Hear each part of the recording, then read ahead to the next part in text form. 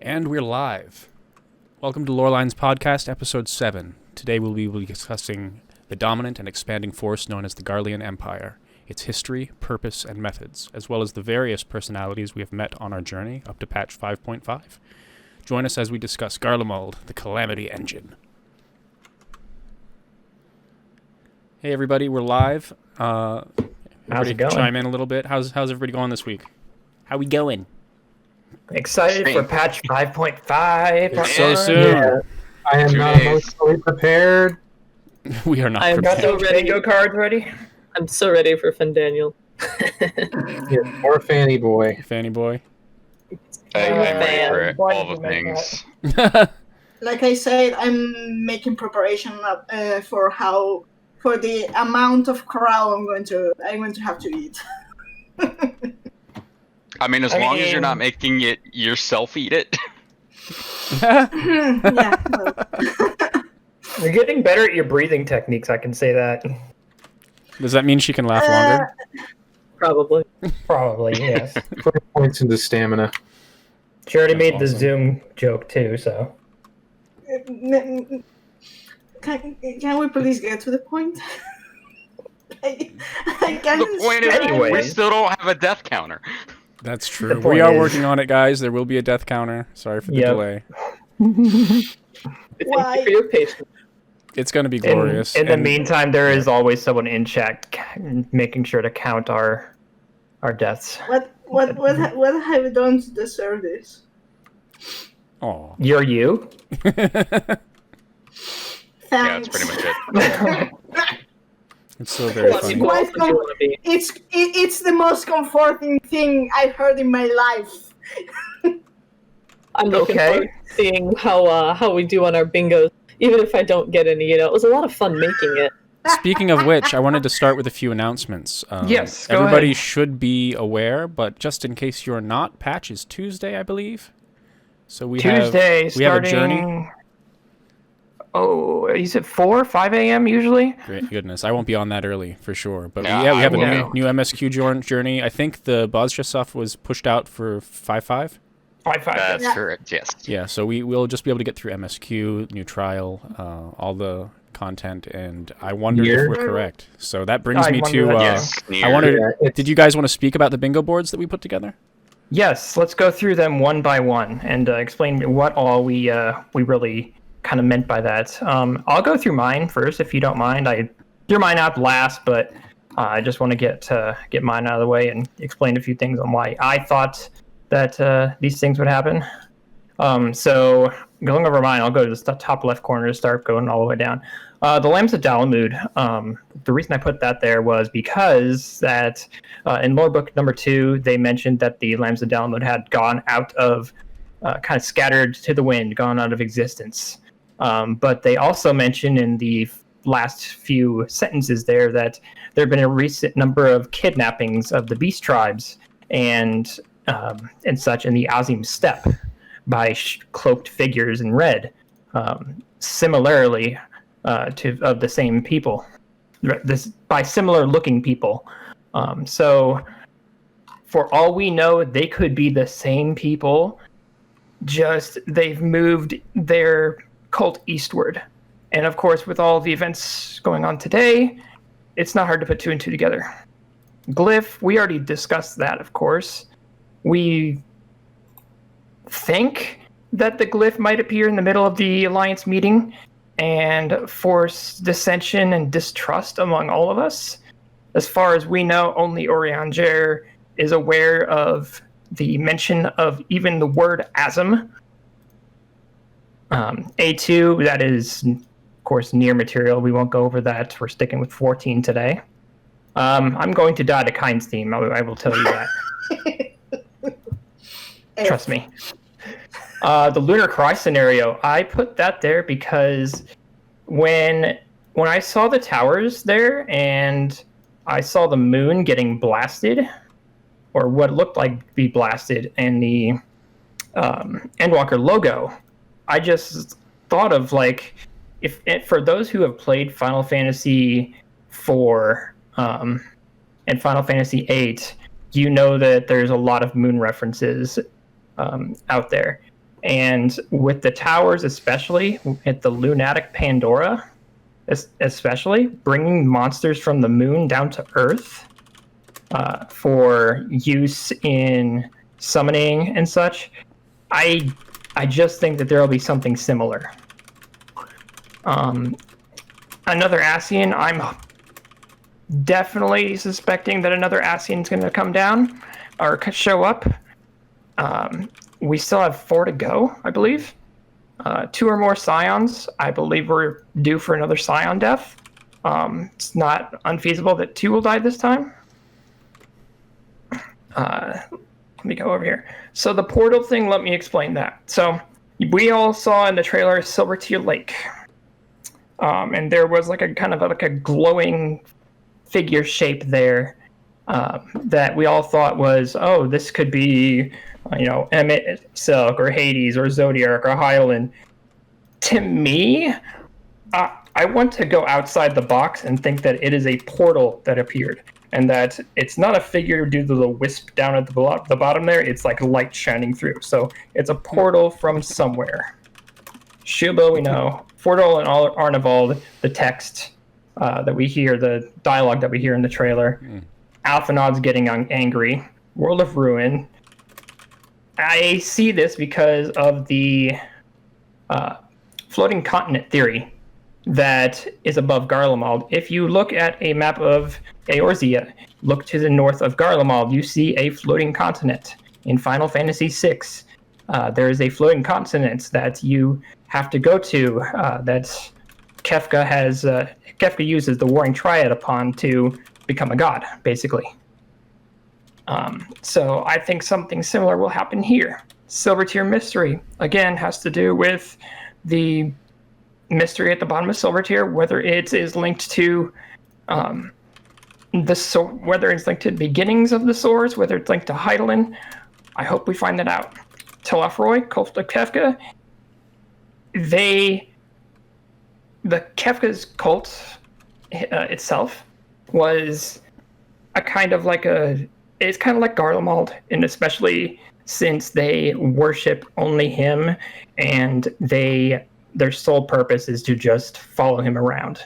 I just kind of think that's a neat little reference, or kind of like a Easter egg. So I put that there just as a kind of a what if space. The Cult of Kefka is really interesting. I wonder if they'll make an analog to that. It was a separate tower. Anybody who hasn't played 6, it was a separate location. LA hijacks or pilot the G Warrior. I just put a what if or else, because she's in a cockpit. Could be the G Warriors. Could be the other one. Gabranth uses Exodus. We all know that Gabranth has nearly all of the Auracite. As for Exodus, it is known as the Judge. So I kind of used it as kind of like a nice reference that they probably use. Gaius dies, but so does Valens. Too much unknowns there, but I used it anyways. Bosnia has an Ascian involved. There's a lot of stuff that Bosnia has. One thing I want to throw out is that it has an Ascian involved. Nier, I don't want to say it becomes canon, but Taro's weird about things.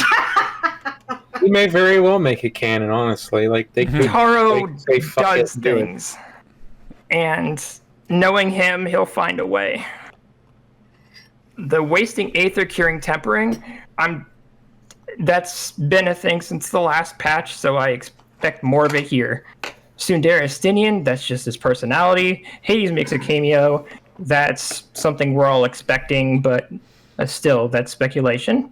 Tiamat is still pouting. That is her personality. And a Scion death fake out, which we're all so used to now. It may as well be a free space. I'm done. Nice. Well, we had mentioned going through them, but in retrospect, or I guess foresight, it would take probably 35, 40 minutes, and I think we have them all up on our Twitter, so please feel free to go scan through that for our hypotheses and theories, and I don't know exactly how we're going to play the game, per se, but we got the cards up, so... A fair number of the bingo predictions kind of overlap, too, like Neela, like... Neela and Ayumi's and everybody's, like, I think a lot of us are in general agreement that there's going to be at least a Scion death, at least one. I'm the sole outlier there. I'm like, we'll get fake outs, but no deaths. Mm-hmm. I'm expecting I hope Ehrenthal to be not. the one to get cut, unfortunately. Hmm. And then I was also like, Nier is just too much to predict what could happen because of Taro being Taro. Taro's Taro. Yep. I think we mostly agree on many points. It was actually not that surprising, but still kind of we're not that far off each other. So Also, I think kind of all in agreement about Noah Van Gerbrandt probably becoming a Lucavi of some kind because of all the RSI. I think it's very likely. It's become more of a trend among Bosnia to see that the Imperial officers begin to use the Lucavi Orosite. We've already seen a Dramalek, and we're going to see Kukulane coming up in this next And part. they weren't above using a primal too in the form of Mizija and the Gunhilder. Yes, everyone has a red flag, but you know what? Same thing happened in 5.3. Everyone threw up red flags. The only one who died or had a permadeath or left from existence was Elidibus, and he's still not dead. fair point. In other words, define dead. Define dead in 14 altogether. We haven't had a significant death since Heaven's Ward. That's is that true? Well, there was Conrad in Stormblood. What about Papalimo at the very end of Heaven's Ward? That's what I mean. Very end of Heaven's Ward. That's true. Yeah. In as much as the correct. Resistance Elder who was introduced and immediately died was not compelling to me. Yeah, Conrad and That doesn't Nephrid. count. Yeah. If he Not points out significant dead is in the key Final word. Fantasy 14 means that they fired the voice actor. Yotsuyu, but Yotsuyu was an antagonist. So. Yeah. Yes. Yeah, a significant Scion or close ally death. Moreover, if some of the theories I've heard about... too. Sorry, Go ahead. go ahead, Shadow. Sounds like Shadow is seating. Go ahead, Bonnie. Or sorry. All good. Yeah, unfortunately, No. Bonnie can't make it, internet being out and all. I was just saying, what with Yatsu, I've pointed out before, and a friend of mine actually thinks this will be relevant, that when Fandaniel went and nabbed Asahi's body, her body was also right there. Might be someone else has it, who knows?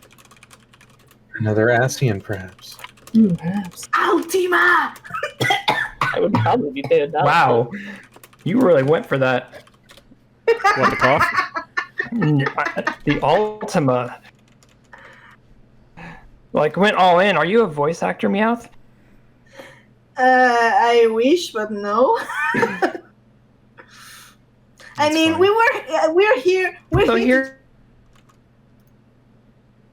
here's to my talk theory. about 'Cause, like, the mighty Garlean Empire. What are we doing? Yeah.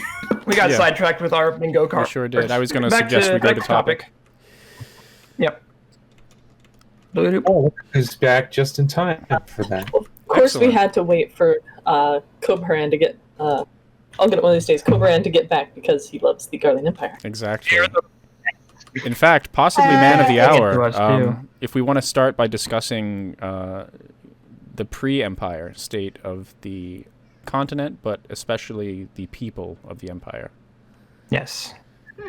So Ilsabard is an extremely inhospitable region. I think we should probably start by reading the passage from the lore book, though. I'm trying to find the entry on specifically Ilsabard. Ilsabard. Okay. I do have have the actually- intro on the Empire, which I was going to go later. If you wanted to go now, I'll just go ahead and read through that. Well, we can talk about Ilsabard as a region. We know it's very cold. It's very mountainous. There isn't a whole lot of open land, so this led to a lot of conflict in Ilsabard. And especially during the 6th Astral Era, we see the Republic of Garlemald, which as we know, Garleans can't use Aether or manipulate Aether. So basically every other city-state or nation-state in Ilsabard looked at Garlean territory and was like, oh, that's easy pickings. I'm going to go shit on them. So they were extremely oppressed.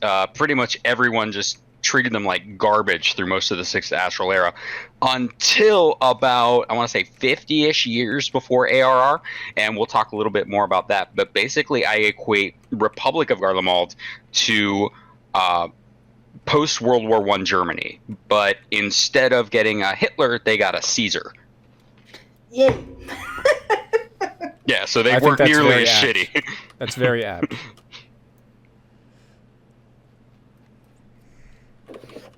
Don't mind me. I'm actually opening up my lore books to specific pages so we can read from them. That's excellent. I appreciate it.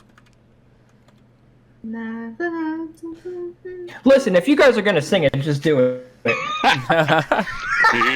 On the thick mountains. Yeah, I'm good. So I've got what I need now, guys. Okay. Kids, So calm down, or I'll pull this podcast over. Yes, thank you. So, just a little bit of setup. Before the Garleans actually invaded the Eorzean territories, there was a war, the Autumn War, where Alamigo decided to ape up on Gridania, and that's when we got the Alliance. Around this period of time, Garlemald was beginning to expand, and that's where this reading takes up. So, it says... It says, outside Aldenard, the flames of the conquest began to rise. To the north, on the continent of Ilsabard, the Republic of Garlemald was overwhelming nearby nations with their iron war machines, seizing land and consuming their cultures. In the year 1552, the leader of the Republic, Solus Galvus, declared Garlemald an empire and appointed himself emperor. The new imperial army, now swelling with the might of countless assimilated nations, methodically subjugated the eastern continent of Othard and the remaining lands of Ilsabard, welcoming those nations willing to bow to imperial rule, while erasing those which refused the Garlean standard. With the two great continents, with two of the three great continents now under its control, the Garlean Empire set its sights on Aldenard, and in the year 1557 sent the 14th Legion to conquer Alamigo in the first step to bring Eorzea's people under imperial rule. Save Eorzea. I have to listening to how it's put together. The thing, while there's some points that are kind of true, we have to keep in mind that in the encyclopedia is Shaolin propaganda. Just take it with Imperial a grain of salt, sympathizer. kid. Oh, I see. You're the one who talked to Gabrant in that cutscene. I see. There we Everybody go. has a bias. So I'm going to go ahead and go over a few points in the lore book myself. Please. So we've all seen the flag of Garlemald. It's basically a diamond in the center with a kind of like two diamonds on the outside, but with a kind of like a corner kind of cut off. The emblem on the Garlean flag is actually a chain in abstract design. It symbolizes the value of that the narrative sons and daughters of Garlemald hold dear, tight unity amongst their small number. In like fashion, the crimson of the central link represents all of those who have perished in the name of the Garlean people. So this again would probably be something of Solus's own design. Let's see, the motto is Nos sumnis matnus, nos sumnis deus. We are the hand, we are the god. I probably butchered it, Neela. I'm sorry. I won't say anything. I'd have to let's see. to what in any else? way correct pronunciation. If I can read it, I can probably pronounce it better. Someone suddenly went really quiet.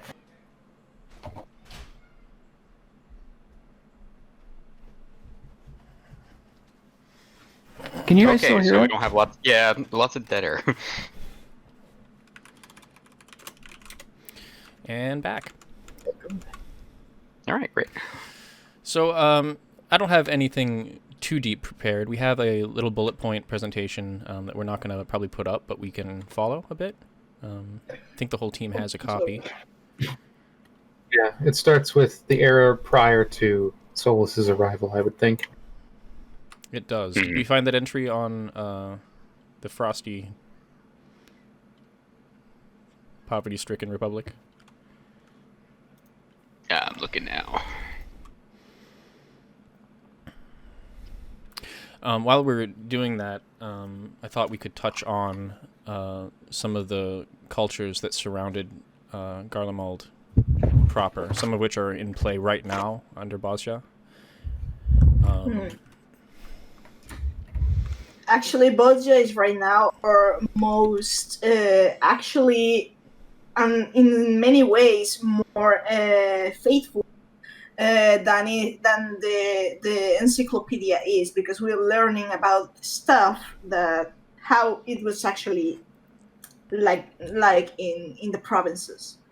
And right now, Bosnia is our source of Garlean lore, and I'm loving every single detail we can. They give us on Garlean lore. Yeah, I would say I would add to that I think that the experience of seeing, for example, Dalmasca as well and Doma has been very enlightening gradually through like Stormblood, and then also with Bosnia, like giving us a better sense of like the on the ground reality and the complexities of life in the provinces of the Garlean Empire.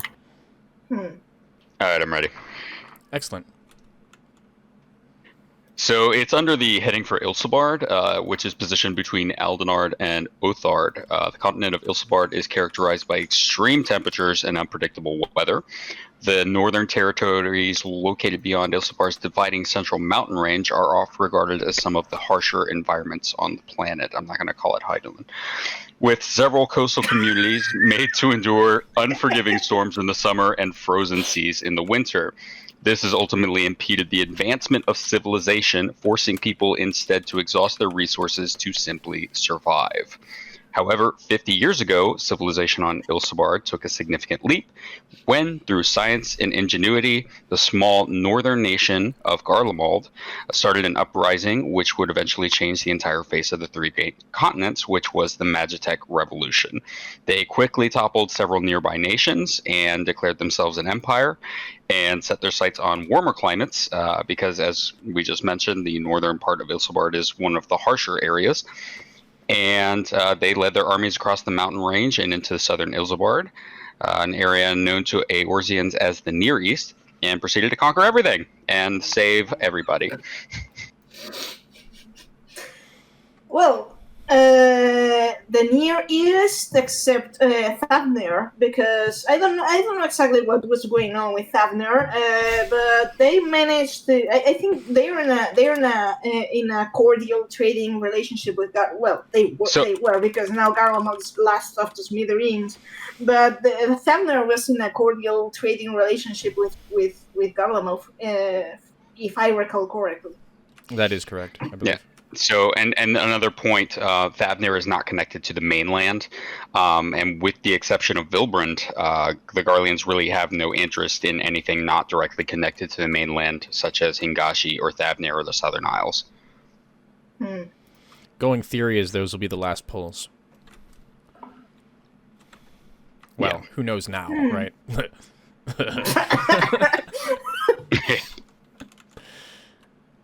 I mean, in a sense, I get the feeling that the Garleans what valued or wanted the most was the sense of unity. So if there was already cooperation, I think there was hardly the necessity for forcing a conquest. You know, but I don't know. Maybe it's just my impression. Because I think you're partially right. I think that I'm actually taking the Roman Empire, of course, as reference, because the Romans hardly bothered if they tried. They of course with trade, culture. Trading is a form of not just trading goods. You trade your culture as well. So influence from both sides inevitably are shared. So that's actually something the Romans usually did. And in their case, because their civilization was way more advanced than many others, of course, the people in the other nations saw that their system was better than the one they had. And of course, they tried to copy them. So it was not in this cordial trading relationships. It was not as if the Romans, or I don't know if it's the same for the Garleans, but it's not as if the Romans try to erase or dilute a culture. It's just that cultures adapt to what it's better. So the people say, hey, this actually works better than we had, and they simply try to copy. It's like the Romans copying the Greeks. It's mutual cultural advancement and cooperation and assimilation. We shouldn't use too much of a soft touch with it conquesting superpower, though.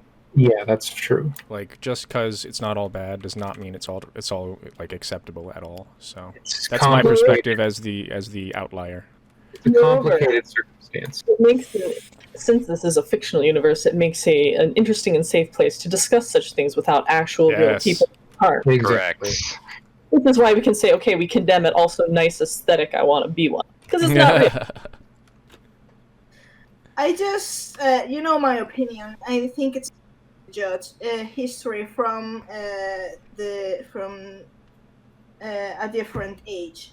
If we had been if all of us we have been living in Rome at the time, I mean in ancient Rome, we would probably we would have probably looked as if it's like, hey, Rome won this war. It's great because we're going to have more influence and we're going to live better. It's just that we live in different.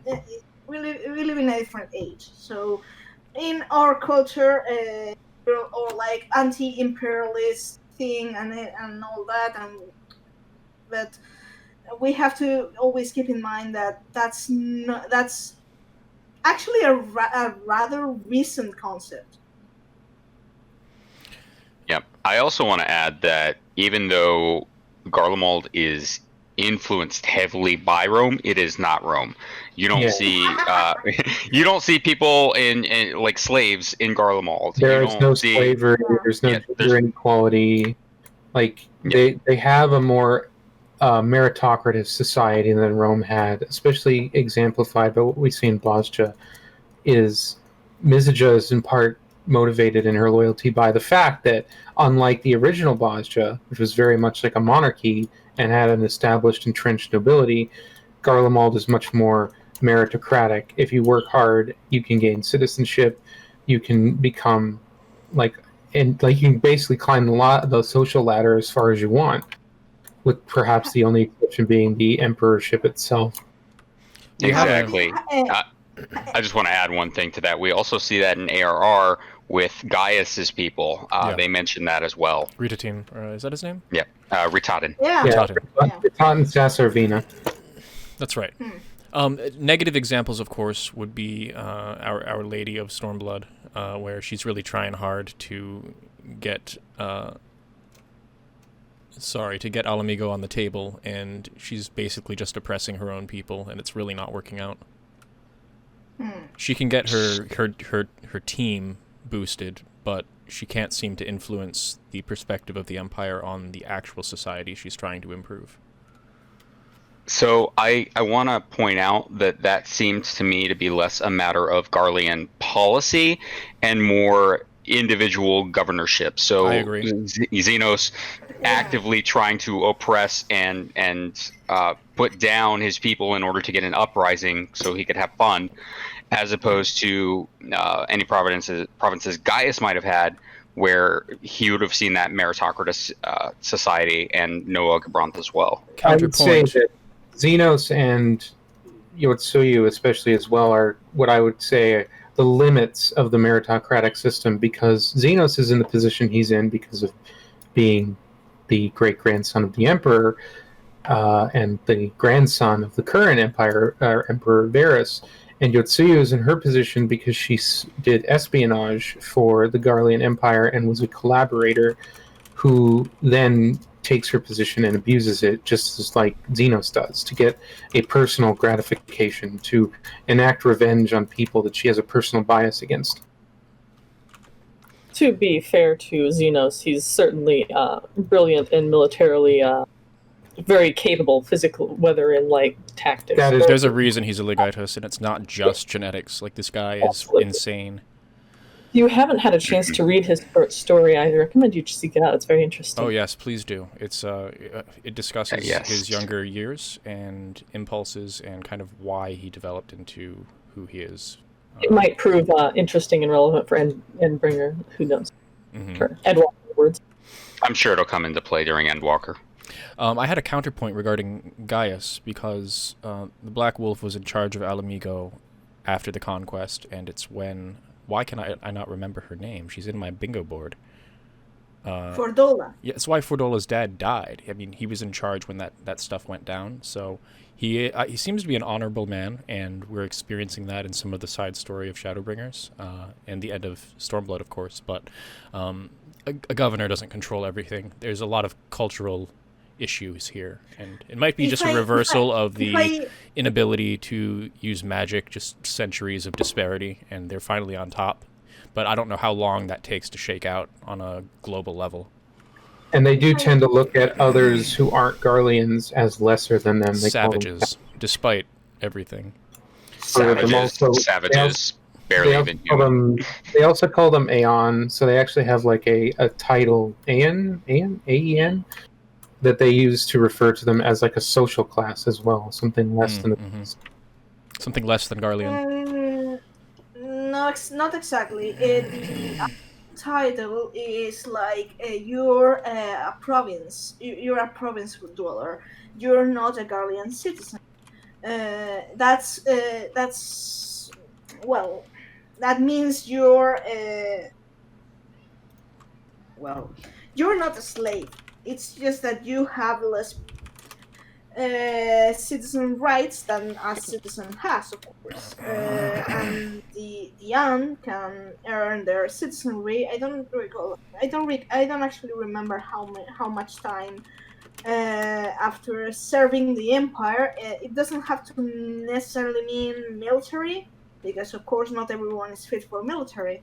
It's just service to the Empire. And when they have when they serve for a number of years, then they earn the Bast title, which is the normal citizenry in Garlemald. Actually, the Lexentales, Genomics is a Sen, but Ramza and Alma are Bast Lexentale, for example. Yep, service guarantees citizenship. Yep, and that's pretty standard. Yeah, I mean, it works. I mean, it's the same thing in the Roman Empire, the times of Rome. It was actually a rather way to solve. I mean, they conquer a province. They conquer territory. They send the able-bodied and their families to serve mostly in Rome in the military. And after, I don't remember in Rome how much time. I think it was 5 to 10 years. It varied by the era. They became Roman, and then they had full citizenship rights and everything, and it actually worked rather fine. So I think we've set the stage as far as history and environment that the Empire exists in. I'd like to get into the darker aspects of today's presentation. The subject matter today is Garlemald as a Calamity Engine. The next point I had was about the campaign in Eorzea. We can discuss the stated purpose versus the real purpose. We have Solus Galvus's dialogue at the end of Stormblood. We know about his motivations. We know he's an Ascian. We know the goals. So that's kind of the point of this next section. At this point in the history, Solus is an old man. This is where we have the picture with the very long beard and the dark black armor. I don't want to talk through the whole thing myself, but I wanted to just kind of set the bullet point for the team. We actually get to see his old model at the very beginning of the stuff with Sid and the Varys memory in Memoria. Yeah. We briefly see that, and that was pretty shocking. And then it turns into Varys and Midas at various points. And it was basically just, I think, Sid's memories of that older Solus invading into that position in his memory regarding the Meteor Project. Koberon, if you did want to go back to the Alamegan invasion, that's fine. I just want to skip to this next. Yeah, no, I mean, that's absolutely accurate. I just wanted to make a quick mention of it as the first foothold in Eorzea after the Mad King was overthrown by the Fist of Rhaegar, and then subsequently smashed by Gaius Van Belsar and Nail Van Darnus. Easy to knock down a weakened kingdom. Mm-hmm. So, Well, and With also no allies at all. Also that the Empire did help orchestrate that uprising by providing them funding and information. Correct me if I'm wrong, but I don't know if it was side quests or something, because you know, you end up doing all the side quests and stuff.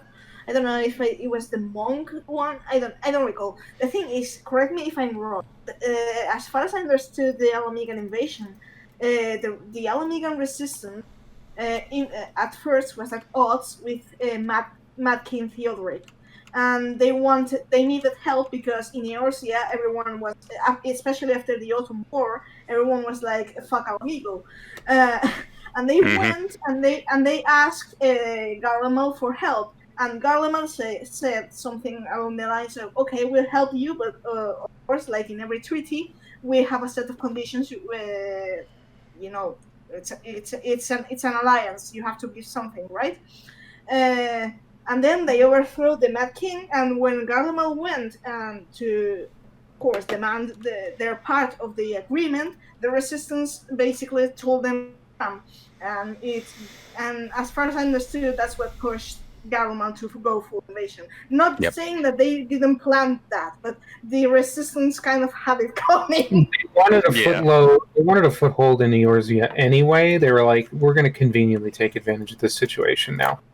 Absolutely. Yeah, but yeah, I mean, they were probably going to try to establish a foothold, but there's a difference between establishing a foothold in whatever manner and being wrong. Wrong in the sense you agreed to this. You're not going to tell us to scram twice. Yeah, so they basically put the Alamegans in an impossible situation where either way, either they were going to have to invade or they were going to be given Alamigo. Or, to use a chess term. Well, given Alamigo, maybe a part of Urbania, perhaps, or some imperial presence. That's how I'm using again the Roman Empire as a reference. That's how it used to be back then. Anyway, Give them the salt flats. Yeah, I don't know. I don't want to give them too much credit. They are not Rome, and we have examples of the second you say a word, they destroy your entire capital city and destroy everything. So it's not as simple as. No, it's complicated. It's yeah. And part of this, I mean, this does actually go back to Rome a bit. I mean, during the imperial period we'd be talking about, we have so many different generals, and they basically are their own micro-society and club, loyal to the general and not to the empire. And we're seeing that a lot with each of the legatus's as well. Mm-hmm. Yeah. Especially Gebrand. Yeah, I don't know if it's. I'm not. I will say I'm not sure if it's something that. It's something that has been going on for a long time, or it's something that happened especially after Emperor Solus's death. Because, I mean, one of the things Xenos accuses Varys of not being able to is to keep the empire together. So I kind of see It is why you, Father, after who struggles with this burden. that line, yes. So one thing was I assume there's many things to say about the differences between Solus's rule and Varys' rule. Varys' rule was rather short, but anyways. But I have to wonder if it's something that has been brewing for a long time, or it was that after Solus died, their loyalties were stronger to their legatus than to Emperor Varys. So, the campaign in Eorzea, the stated purpose versus the real purpose. Do any of you recall the exact facts surrounding why the Empire decided to target icons? So when Solus Zoscalvus got to the burn, he saw the devastation that had been created by an icon, and he said that icons could not be suffered to live because they would bleed the planet dry. And so that's when he, on paper, engaged on his campaign to cleanse the world of icons / primals / summoned beings. Sorry, Carbuncle. Of course, that was all a lie, because he was already conquering by the time he got there. That was dark. Wow. Carby, no! Kill all the Pokemon. And Meowth. The only carbs allowed in the Garlean Empire are carbohydrates. We're trying so hard to kill Meowth. We're trying. And ever since Javis Sauce Atkins came along, even those are banned in Garlemald. David Sosoff Atkins. I'm trying to concentrate. Leave me alone. No. Not even your cat will leave you alone. So after the Alamegan invasion, Garlemald kind of hung around for about 10 years, and Eorzea kind of got complacent, and they figured, okay, they're not going to push any further. We're good. We don't have to ally ourselves with each other. The Garleans got everything they wanted, and then Silvertear happened. If it wasn't for the dragons, I mean, like, they would be done. Yeah. Yeah, it failed spectacularly. But yeah, and according to Koji Fox, I remember reading an interview that he had where, yes, the dragons were instrumental in stopping them, but also there was a force there or something at Silvertear in Mordona that would have stopped them. And he said that that's going to be coming around again soon, but not in the way that it was originally intended. So it's going to look a lot different than it had was going to intend to be looking in 1.0. They probably had a lot more time to kind of plan it out now that they've kind of gotten a sense of the world and fleshed things out more.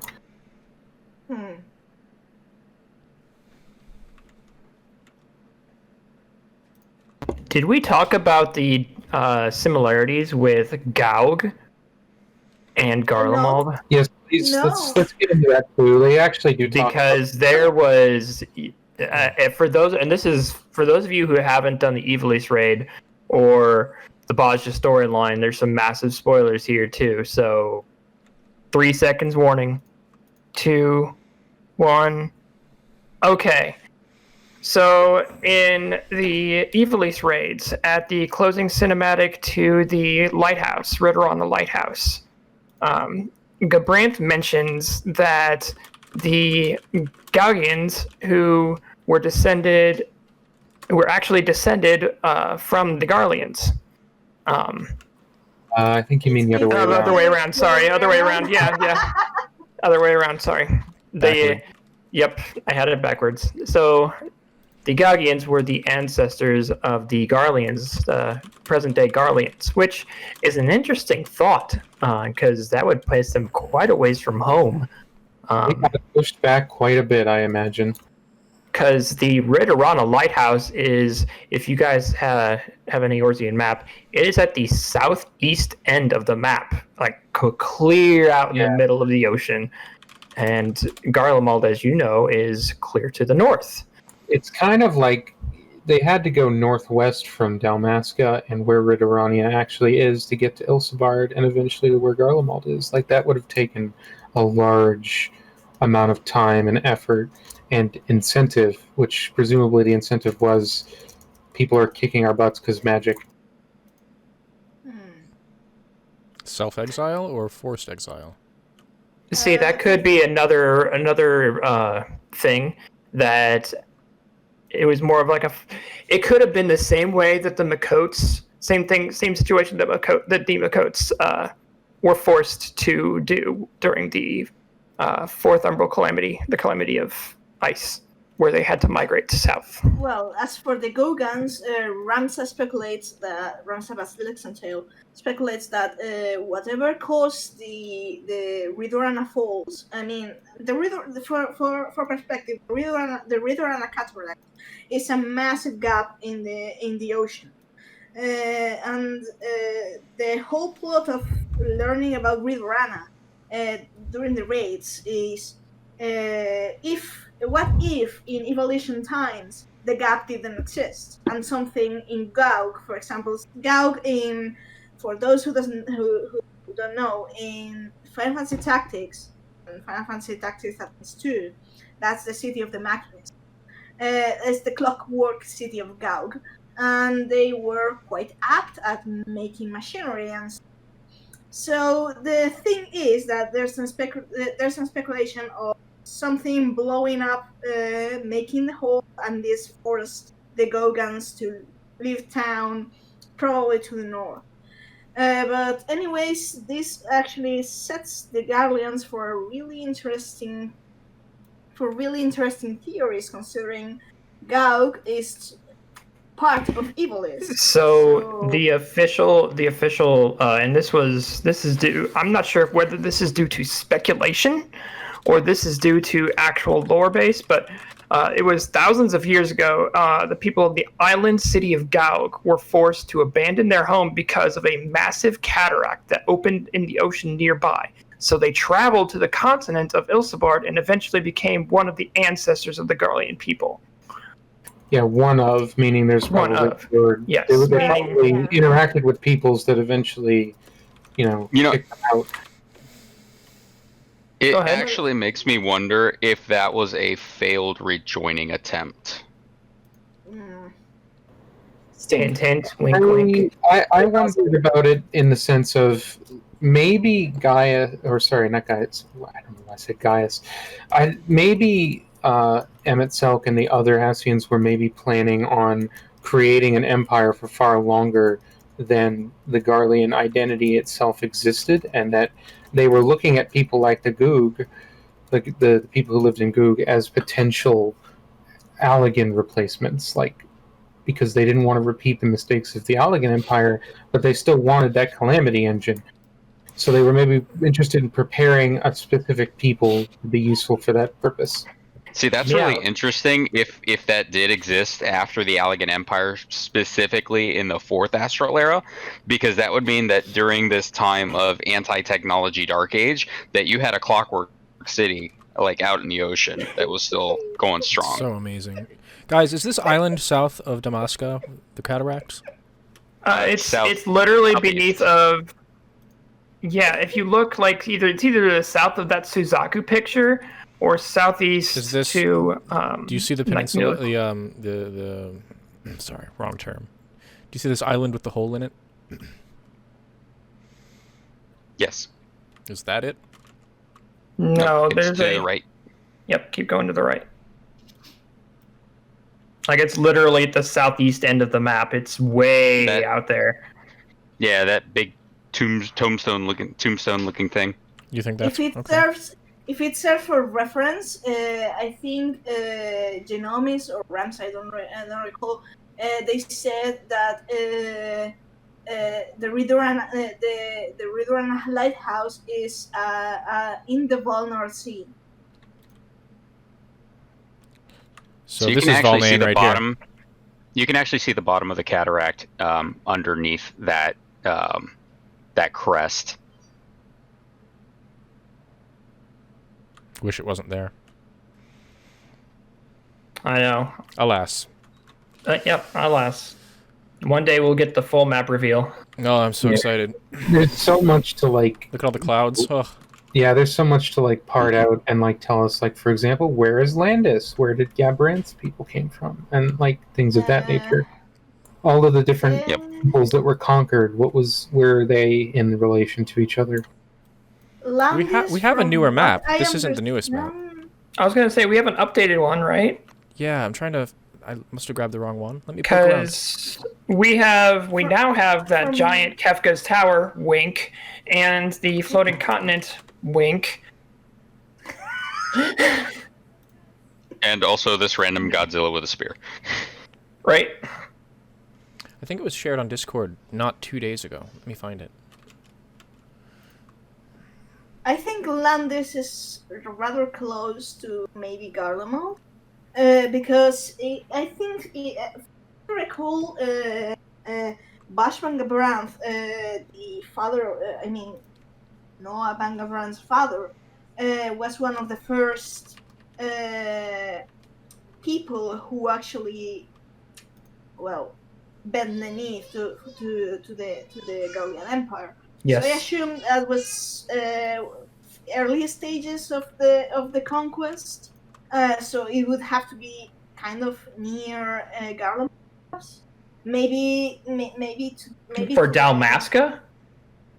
Nah, I'm not sure. I mean, Landis. The Republic of Landis would be. Landis is on the new map. I just don't know where the map is. I have to. If we go by Final Fantasy XII map of Banana, you said you linked one? Oh. Excellent. One moment. Thank you for the assist. Anyways, what I was going to say is, going by Final Fantasy XII reference continents of, what we can explore of evil. Those are the continents of Ordalia and Valendia. And the Empire of Arcadia is in Valendia, and Landis, which was the land from which Bash and Gabranth came, was kind of in the south. So it should, by this reference, maybe if Garlemald is Arcadia. I like this map.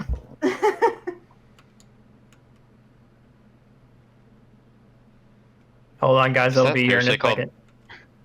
Is that called the Hydration Ocean? Yes. That's amazing. It's probably still salt water, though, so can't really... Ilsabard is the largest continent. Yeah, it is. Yep. It is basically It is the Asia of the old world. I do see Canada on this map in the north, so it's got to be accurate. You guys, if you have it, share it over. Yeah, can you put it in the live chat? It's in the Lore Theory Crafting channel. Okay. I'm just like scrolling endlessly. If you want to progress, any of you can feel free to take over moderation based on the spreadsheet thing. Well, I dig this Okay, up. so yeah, we're still talking about the migration of the Gaugians to the north. So, if what this is saying is true, due to the cataract opening, they fled south to Dalmasca and made their way up to Ilsabard, which is a hell of a trip, by the way. Yeah, that's not. It's like landing in South America and going all the way to Canada to settle. Yeah, they went farther. They went a farther distance than the entirety of Eorzea's landmass, basically. Why? We don't know. I'm sure that'll be revealed. You guys might laugh when you see this. I like to think they had help. Yeah. This is a very serious map. Hydration C. It's good. There we go. Yeah, let's zoom in on that. Yeah, that's basically how where I place Landis. I'm also glad Bosnia's on that map because I still have officially no idea where it is. Transformer mission here. Yep. Bosnia is very close to Dalmasca. Okay. Yeah, which means that Godzilla monster is in Landis, right? Bosnia, Dalmasca, and Nangxia all kind of share a generally similar geographical area. Yeah, there's some similarities between Yansha, Naxia, Dalmasca, and Bosnia, and I guess my personal canon is because it all used to form part of the Kingdom of Evil, but that's just a Yes. theory. Yeah, Kingdom of And- Evil is pretty big. Well, this is actually relevant because for many, and this is not topic, but since we're on it, for months, maybe years, I've been curious where Final Fantasy Tactics actually maps. If we could make a canon mapping onto it, and if you look at the shape of Landis and Basia and Gangos, and then all of the eastern stuff, it kind of looks like a flipped on its side Mediterranean Sea, which is what the Evil East map was kind of keying into, Yeah. I think. Mm-hmm. I would think that Tactics of all of the other FF games would be the most likely to be directly tying into this game's lore. They weaved it really well into it, and I think Koberon and I were both in agreement that the whole tactics side of the story in 14 started during the fourth or fifth fourth Astral Era. Yeah, fourth Astral Era. Core, did you have something? I would definitely say that Tactics would probably be maybe like lore compliant for this game, like in its entirety. If any of them are possible, you think it would be that one? It would be that one, and then maybe we would also look at 12 a little bit more as well. But that one has a lot more versions. 12 has a lot to offer us, though. Yes. Just maybe not the map. It's maybe not the map, no. Yeah, I like to think 12 has a lot to offer thematically, whereas Tactics has a lot to offer where it could just be integrated right into the lore of Yeah, 14. Tactics could literally be considered like an earlier era of this game in that sense. Because you literally go over the story in the Evil East raids, and it feels like you aren't disjointed from the game's lore at all. It feels like it was perfectly written into the MSQ. Yeah. And then you're interacting with those people in the later time that we're in now. Team, do we have the link to the fan translation of the Corvus story for the chat? I'm happy to put it in the chat. Or is it not a link? If it's a secret file, that's a different story, but... I think it was a Reddit link, I won't swear to it. For Xenos' story and the Yes. Corvus? Yep. Yes, I believe that was a Reddit link. Yeah.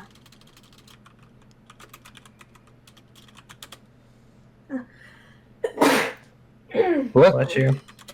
Gross. Thanks.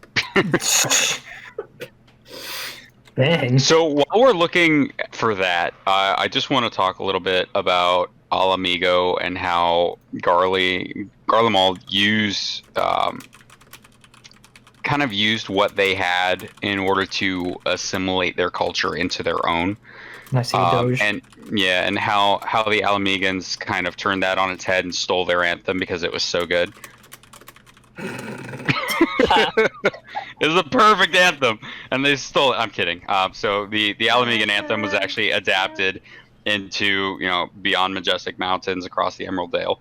That was repurposed from the Alamegan anthem, but they made it so much better. It's so much better than the Alamegan anthem because literally for 2 expansions we're dealing with the Alamegans, we're talking to them, and we don't hear a single person talk or sing this anthem or use it as an emblem of hope or anything. And then we hear the Garlean one and we're like, wow, that's really good. And then in Rogers Reeds they're playing it, and I'm like, oh, okay, I guess Garlemald still owns this place, even though we took it back. And then at the end of Stormblood, we finally hear the actual Alamegan anthem, and I'm like, well, can we get the Garlean one back? Guys need to Can we get the other one back, please? The anthem that the Garleans made, it certainly struck me as, did Solus write this? Absolutely yes. Oh, yeah. This is the same guy that did the I Prima mean- Vista, right? I mean, Well, that is true. That is very true. Behold the boundless legions whose wings embrace the sun. I mean, do we have a mute button? I mean, by mercy of Lord Galvus. Oh boy. well, that. Yes. So should we wrap back around to the real purpose of the invasion, or? Yes. Yeah. Yeah.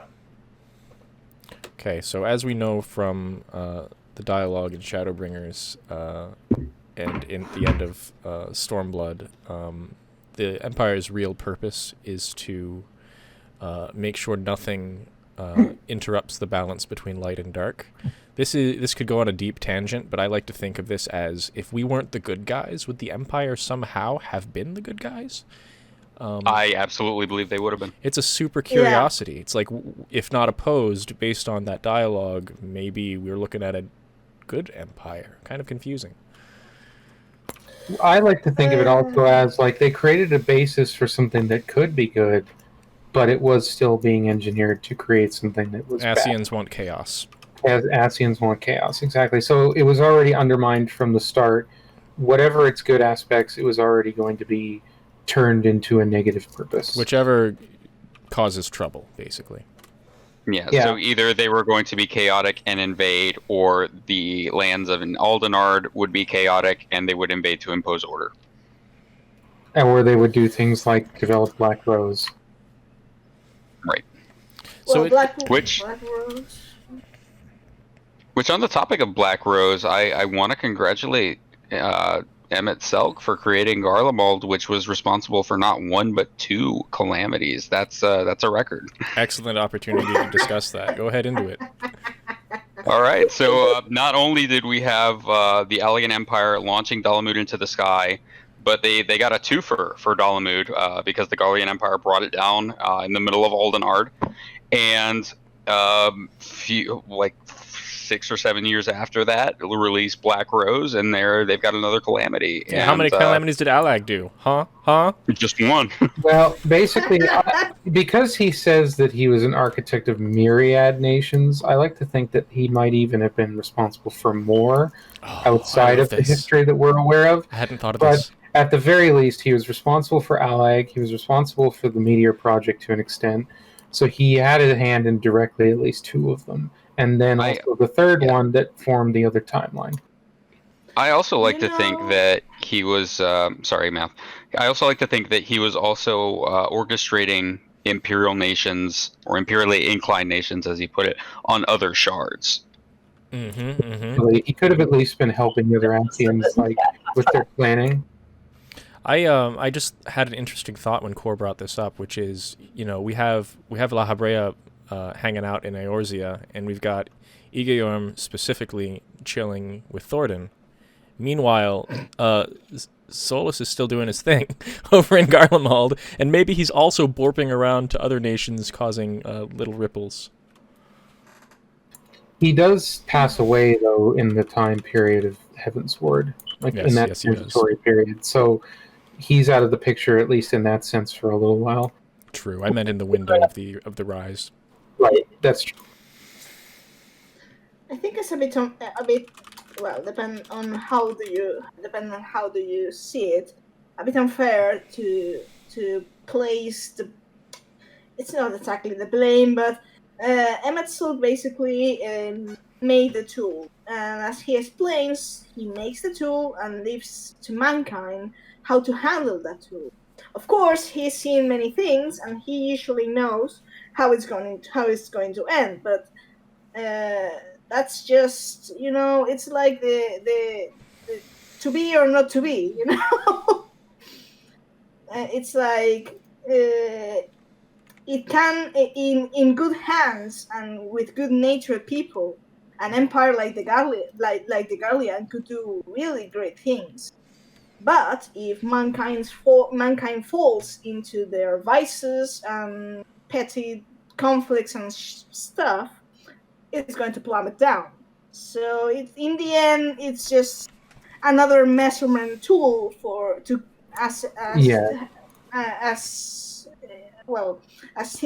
he would put it, to dodge the potential of mankind as it stands. So if mankind fails and the empire goes down to the sewer, that means that as mankind stands now, they are still not like the ancients. If there were a world in which, given a tool and like this and actually used for good purposes, then that would mean that mankind is closer to what they once were. So I would think that there's a potential for the sundered, charted peoples to actually grow into something good, but they've never really been given the opportunity because the Asians keep prodding them into these directions and bringing out their worst tendencies, which isn't to say that they didn't bring a bunch of woe onto themselves just by virtue of their own existence being the way that it is, but they certainly didn't have any help from the Asians, who were very much predisposed to think of them as lesser in their own ways. We also have to remember that the Asians' entire goal is to create civilizations that are capable of destroying civilization and then destroying civilization. So Yes. that's the plan. So yeah, well, they kind of need that conflict to spark at the same time. It's actually a very complicated balance because they want they're trying to, well, I think that's a conversation. That's a point. That's an ASEAN point, not a Garlean point. yes, true. I'm going to leave that for another time. So, are we going to discuss the royal family? We can, yeah. Yeah, that's fine. So do we want to start with the Emperor? We've discussed him a few times. Well, yeah, I actually want to start with the passing of Solus Sosgalvis Go. / emet-selch, and how he did not name a successor, which is something that was actually kind of common in Rome, to not have an established line of succession. And how that caused the Garlean Civil War that we saw in the 7th Astral Era questline in ARR. He did deliberately what a lot of Roman Empire emperors did, either because of the circumstances of their rise and fall being rapid and not having an opportunity to establish themselves, or a deliberate choice to make a nod to the Roman Republic and say, I would prefer it if someone else was selected for this role. I do not wish to establish a kind of a hereditary kind of rule, which was a little bit more of a feature of the period of like Marcus Aurelius and those kinds of emperors, the 5 good ones, quote unquote. The ones that didn't use dissension. Pretty much.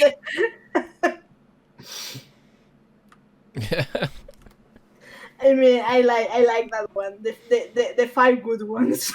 No, that's what That's they're common. referred to. They're referred to historically that way because they were ones who were able to do like a good job as emperors after a reign of like maybe 50 years of shitty ones. Yeah, well.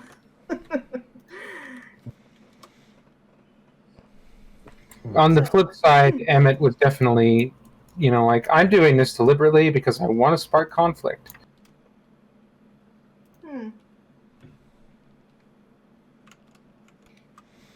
So after emet-selch has a wonderful life raising children and expanding an empire. And nothing bad happened. Nothing bad happened ever. Nothing bad happened. He finally none of this passes church. peacefully, and the Empire says, "We need a dude now. So can I be the dude?" Can I mention just briefly? Not as much as of a dude as Hammer. Go ahead. I really hope we find out more about Solus's first kid. I really Same. Super like. same. I want to know more about Titus. I want to know more about Varys' dad, essentially, Yeah, Titus, I believe his name was. something like Yeah, that. Titus is his second. Well, was technically, if I'm wrong, correct me. But I think that Varys off him during the first civil. Yeah, which is because he liked Titus. He did not like Varys. He was very disappointed with Varys, which comes out in their dialogue with each other is basically like condescending to him and saying, almost echoing what Xenos later says to him, basically, you're not fit to be in this position. You just happen to be here because there was no one else who could do the role. And yet he won Yeah. the war. Yeah, He- like and kill his son. he was perhaps more adept at gaining the throne than actually like consciously using it in Yeah, a good way. absolutely. Like he wasn't the most qualified to rule. So the way I see it, we're told that Solus's firstborn. I think that we don't know his name, right? Well, Solus's firstborn was a really imposing man. I mean, he was really tall. You know, well, a really tall guy that probably made Solus's ancient heart kind of, well, there's still hope, and then it got crushed. Okay, and he was apparently a very capable military leader, and Varys is his grandson. He comes from that line, and Xenos as well. So that's the line of the Empire we're being kind of fighting is the line that comes from Solus' firstborn. Then there's the second line that comes from Titus, well, whatever.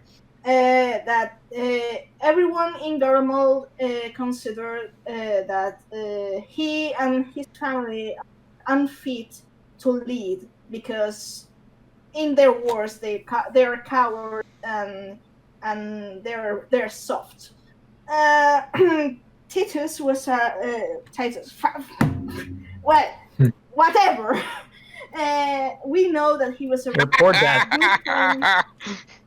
We know that he was a good. I'm trying to speak. We know that Titus was good friends with Lord Cain, Ian's father. So yeah, I would say actually that Varys has more things in common with the Optimatus faction, and Titus has more in common with the Popularis faction. And that's the faction. We don't get to know Titus, but we're being mentioned of Lord Nerva, which is his son and Varys' cousin. So That's actually I haven't thought of that. That's interesting. Yes, We still have a Galvus. we have a lot more. We have a lot more of Gaius's family. Or sorry, why am I saying Gaius? We have a lot more. We have a lot more of Solus's family because I think he had a fairly large family in Garlemald, like a large royal family. So there is potentially more Galvuses, and we have at least Nerva detailed as one considering we that, could end up talking to. yeah. Yes. I'm actually wondering two things. One thing is, I wonder if because precisely they're considered unfit to rule, it's probably because they're going to be the best choice for ruling. You know, that's the usual twist on that. But stemming from this is that since Varys' line, well, Solus' firstborn line was the military branch, I wonder if Titus' branch is more in tune with the epithet that Solus earned for himself during his reign, the patron of the arts. So more of an intellectual, a diplomat, someone who maybe Exactly. is more interested in the bureaucratic and civilian elements of the empire rather than the military ones. I would actually, if I may, point out during the Evilist raids, if it's just that because I love this story, sorry, that it was when the Lexon Tales tell us that the Prima Vista and the Imperial Majestic Theatre Company, they were absolutely loved by Emperor Solus, and he was to give them their big ass airship, and it's when they drop on us that Solus was regarded in the Garlean Empire as the patron of the arts. which I mean, it's not surprising in all things. I mean, yeah, if you think about it, he's gonna get bored. He's gonna want to, see stuff. He's gonna want to watch plays. He's gonna want to see art. It's kind of like, you've got these little pets and they do tricks, and it's kind of fun to watch. He's always nostalgic for his home, and he wants to see anything at all that can kind of remind him of things that he really cares about. Yes. Yeah, that as well. I think it goes even deeper than that. Consider, I'm a professional artist, and consider that we usually speak of the theater, music, painting, anything. He actually is that. You recall that line when he's not speaking as souls, he's speaking as emet-selch, and that's that line about preserve only in scripture and paint and song and scripture and paint, and that's the delivery that absolutely wrecks me, because it touched many of my strings. That you have to pause to think that art in every single one of its forms is a form of creation. So for him, being patron of the arts and being and enforcing the arts and knowledge, we know that in the Empire, Misija and many others in Bulgaria actually tell that they were orphans and strays that were taken in by the Guardians to offer them free education in the capital, not having anything. It's just that they had free education, free schools for everyone. It's this spread of knowledge. Art is a form of creation. I mean, it's like one way of seeing one way of kind of like, I don't know if it was Core who said anyway, that it's something to remind him of home, because that means if people are capable of art, that means they are still able to create. Let's move on to the next subject. Moving on, yes. Yes. Sorry, I've got that was really long way. Yes. No, that was good. That was good though. Let's see, where are we at? Oh yes, Rise of the White Raven. Nail. No. Nail Goose Darnus. Imperium. I've got the resource up. I think we're allowed. Yeah. So Nail Van Darnus was actually male to begin with, actually. Oh, this is interesting. Please do this. Yeah, please talk about the story behind that. He was an officer in the Imperial Army, actually a legatus, who contracted, he fell ill, actually, during one of his campaigns. And in the spirit of her brother, Eula Darnus, his sister, took up her brother's gun halberd called Bradamante and lived on in his memory. I forget, was he the one... Nail was the one who fell thrall, or was it Eula herself? It was, I presume it was Eula, based on when you do what you see when you do the Coils of Bahamut's raids. I was certain that, and I don't have the facts at hand, but if you guys want to help. Here, I got it right here, I was certain actually. that she took over leadership stealthily. Yep, the eldest daughter of House Darnus. Eula was heir to the secrets of her family, secrets of the fallen Allegan Empire. She dreamt of actually becoming a chirurgeon, as befitted a Garlean lady of her standing, and following her elder brother Nail into the army. The dream died when he returned home, mortally wounded on what Nail claimed to be ill-conceived mission ordered by their father. Her mighty efforts were not enough to save him. Mad with grief, she assassinated her sire, making it appear as though he perished of some disease. She became legatus in his stead, all while posing as her brother. The first thing Nail did was to execute her father's officers and guard, whereupon her transformation was complete. So yes, it is Eula in that. Wow, I Took actually over. did not know that. There's some cool shit. Yes. My mouth. There's a lot of cool shit involving Nail that I wish more people would know, and I wish they'd talk about more in the game. Would you guys like to share some things that I brought up? It's from the fight. It's not directly topical, but it's on Nail. Go ahead. I spoke my piece. It's time for other people too. That's relevant to your story. Okay. Let's see here. Should I just start with? Yeah, go ahead and just progress. how Do your thing.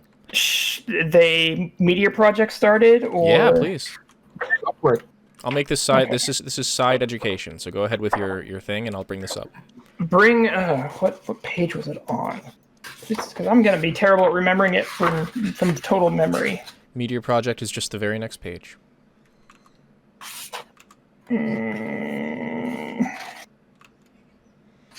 You're quicker. It says, in the 41st year of the first Emperor's rule, a decade before Nail Van Darnus' arrival on the Western Front, the Garleans attempted to communication with the Lesser Moon Dalamud under the guidance of the Emperor's principal engineer and Grand Minister of Industry, Midas Nan Garland. Dubbed Project Meteor, the operation's single test was conducted in the Imperial stronghold of Bosnia Citadel using the Allegan artifact donated by House Darnus. So, hint, hint. Yes. I bumped my mic. Okay.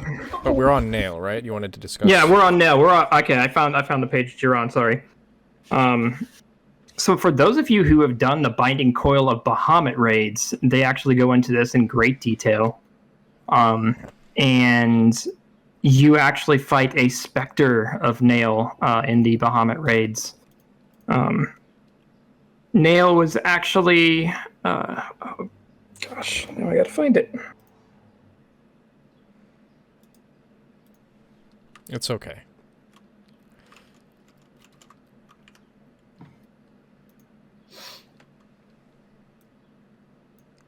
Meaning take your time. You guys can go ahead and talk in my set. I've got to find it. Oh, okay. Go ahead. So, yeah. Well, what should we discuss while... Someone also mentioned Ruby Weapon was just interesting. Yeah, I wanted to show some of the Ruby battle dialogue, but obviously spoilers if you haven't done it. Yep, go ahead while I'm looking. Awesome. That's for what it. I'm setting up now. Yeah, that was a very interesting and exciting phase change in that battle. Yes. It seems like whatever tempering or mind-affecting effect was done to Nail by Dalamud does seem to have been captured by the synthetic Arasite system. Mm-hmm. Yeah. Yes, because she's still raving about Dalamud. So basically what happened was after the political statement put out that icons were a blight upon the star and they should be eradicated, Eula seized that opportunity to approach Solus and offer another option, which was to bring down Dalamud. Using their guarded knowledge of Allegan relics to succeed where others had failed. So Solus went ahead and said, yes, let's go ahead with the project.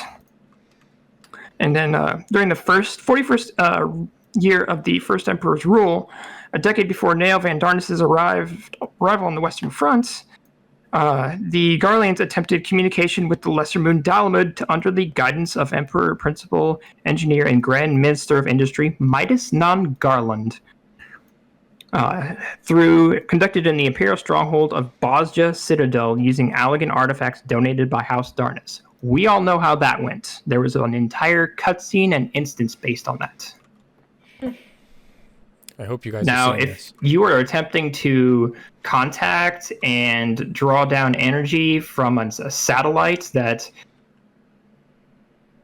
an Allegan construct nearly, a couple miles tall can contain, whereas your tiny little lunar transmitter, probably about, I don't know, maybe 100, 120 feet tall, it's not going to end well.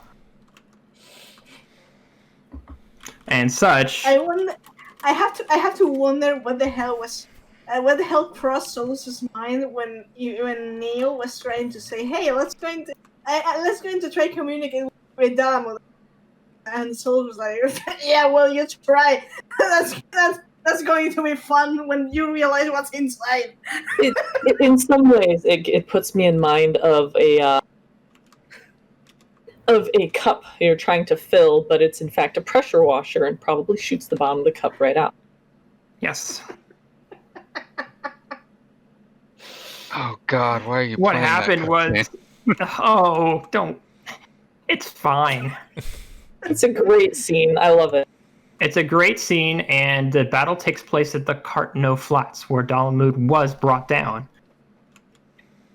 It did not actually fall and hit the ground, though, unlike the background fight.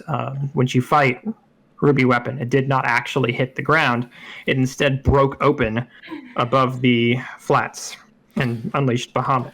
This particular stream, I just want to give credit so it doesn't come back to us. There's a YouTuber named Mick Nishi who uploaded this. It's his actual battle, and we are using it as a brief resource to show the quotes. I also want to throw out a bit of trivia, too. If you are on the Bosnian southern front, at the very bottom, if you look to your right in the far distance, you can actually see the citadel, or what remains of the citadel. It's a giant crater right now, though. Yep, you can see it best. Yeah, you can see it best from the second tier area where the buildings are melted. Yeah, the buildings are completely melted off. It's like, if you've ever seen what happened there was like a meteor or a comet that went over the atmosphere of Russia a few decades ago, and it literally flattened all of the trees or bent them over backwards to the point where they're a few decades. That was at the beginning. That happened at the beginning. I don't recall the name of the forest, but that was the beginning of the 20th century. A few decades. I don't remember when it was, but I remember reading about it. Okay. Yeah, it was massive. It was a mysterious explosion that basically destroyed miles of forest, and even now, like more than a century after that, anything grows. There's nothing that grows in that area, and animals actively avoid it. Yes. So it's not as avoided as Chernobyl, but it is definitely like the effect that it had upon the earth and the environment was devastating. Yeah, I'm actually. It's more. It was not a natural kind of artificial. I would compare perhaps Bosnia with a nuclear attack, maybe. Well, not an attack; it was an accident. An accident in a sense, but the effect it kind of reminds me of War II, the photos of Hiroshima and Nagasaki. So going back into the Bosnian incident, Non-Garlemald surmised that within the moon's metallic nacelle slumbered the great source of untapped energy, forgotten power, which could transform the moon into a weapon of absolute destruction if pulled down from the skies and unleashed upon Eorzea. Where in the hell they got this idea, who knows, but he was probably tempered by this time. Yeah. But The beam emitted by Garlemald was so intense that not only the tower, but the entire city was evaporated in an instant. Efforts made by the Imperial censors to hide the event from public scrutiny, but the vanishing of a major commercial center was too big a secret to suppress. News of the catastrophe quickly spread across Hydrus and later became known as the Bosnia Incident. The loss of Midas Non-Garland, the neurotransmitter, and the entirety of the Allegan records stored in the Bosnia Citadel seemingly sealed the fate of the Meteor Project. The Emperor declared that he had no interest in power of such an unpredictable nature, and ordered that the project be dismantled immediately. Now, Fair enough. why do it a third time? 2 is enough.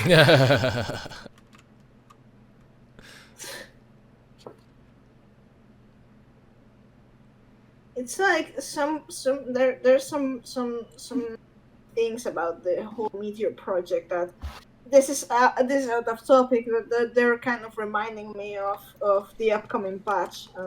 Now this was with Midas though. We're not on Eula yet.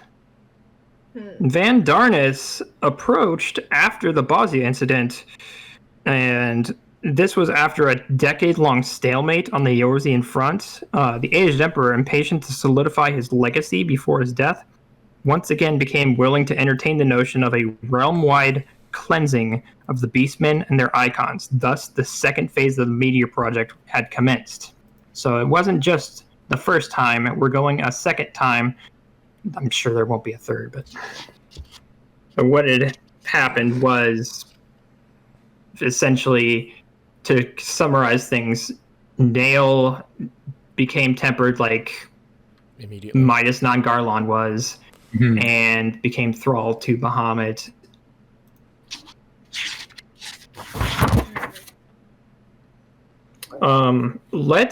I would go into that with greater detail, but we're going to keep moving on into Gaius and the 14th Legion now.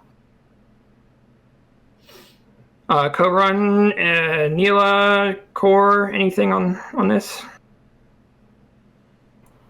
Well, the main thing I would say is I would echo again that they tried, just like the 4th Legion now does with Gabranth, to be something of a meritocracy, but they also did take on a lot of conscripts and a lot of individuals like that maybe didn't want to be working for them, but were anyway, because it was either that or die.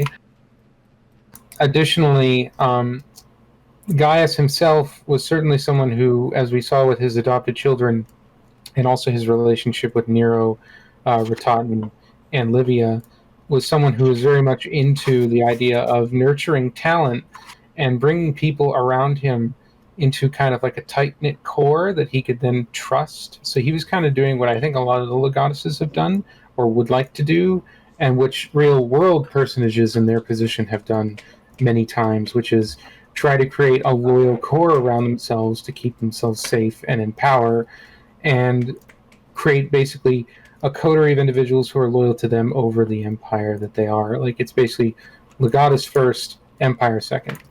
It's the same thing, and it's the same thing essentially as what Gabranth is doing. The same thing with his Legion as well. It's actually the same thing that's proved in Star Wars, actually, with the Emperor and Stormtroopers. Stormtroopers are most notably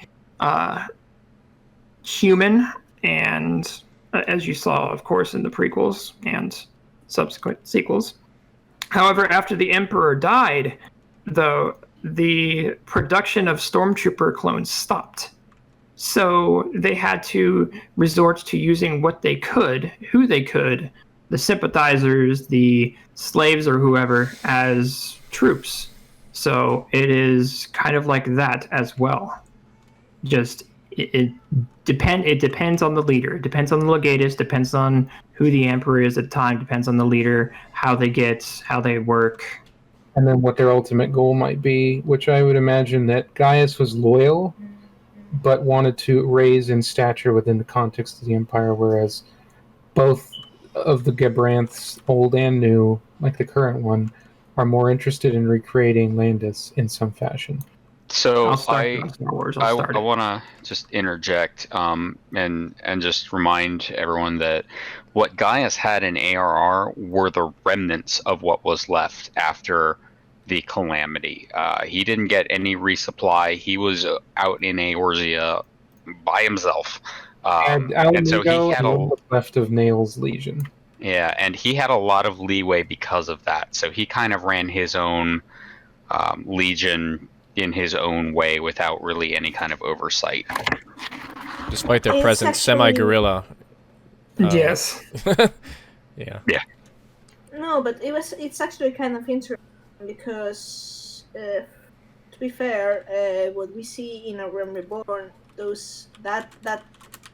that period of time is just, I mean, patch 2.1 is when we learn from Jugiri that Krasos has died.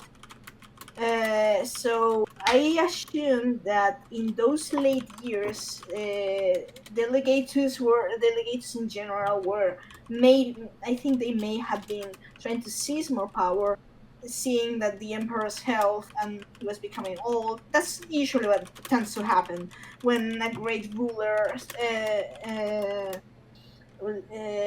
life is coming to an end. They're kind of all getting ready for seizing power before the next ruler comes. And by the time Varys rises to the throne, I think most of the military were more like delegatuses than in the Empire. Especially because Varys comes in after a civil war.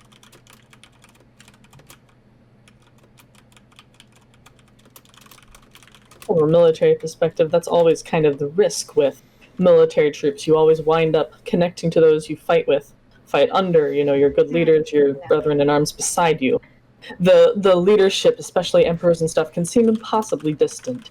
Even if you're low enough rank, the legati can seem very distant and in charge. So it's easy for them to create sort of a cult of personality and to say you follow me anywhere, and it can cause fragmentation. Yeah, but that's a point that's actually interesting because when I said before that when the story about solos and stuff, it's like Charlatan propaganda. It's like that it's said in that the encyclopedia says that Solus appointed himself emperor, which is not exactly true. It was the people actually who wanted him to become the Ugadlian Empire, which is actually more like how it happened. I mean, of course, it would be according to plan, but anyway, it was something that it's not forcing into the people. The people actually enforce them, and there's also how Emperor Solus is repeatedly mentioned to have been absolutely loved by his people. And one of the things is because probably, most likely, he, like the Warrior of Light, led his armies himself to battle. It's just like the Legatus after all. He was a Legatus. He was willing to get his hands dirty, and he did start life out as a Legatus. So in a sense, it's like, of course, when he takes the throne and the war kind of is not anymore about conquest. They already conquer most of Ilsabard. They're probably, of course, the Emperor's routine may become a bit distant and stuff, but still, it's worth keeping in mind that for Garlemald, the founding father is a really loved figure. I would have to imagine that, given that fact, if we go into Endwalker and start seeing, for example, Fandaniel parroting a Solus clone, that would be for them quite a big shock, because they would see their beloved Emperor revealed to have been someone who was manipulating them and who created things like these clones that they are now dealing with. And all It of would the be a events. direct parallel to if our glyph appeared, for instance, during the Alliance meeting. It's, I mean, Yeah. we've been working with these guys for forever. We've been working with the Alliance leaders for forever. Suddenly our glyph appears.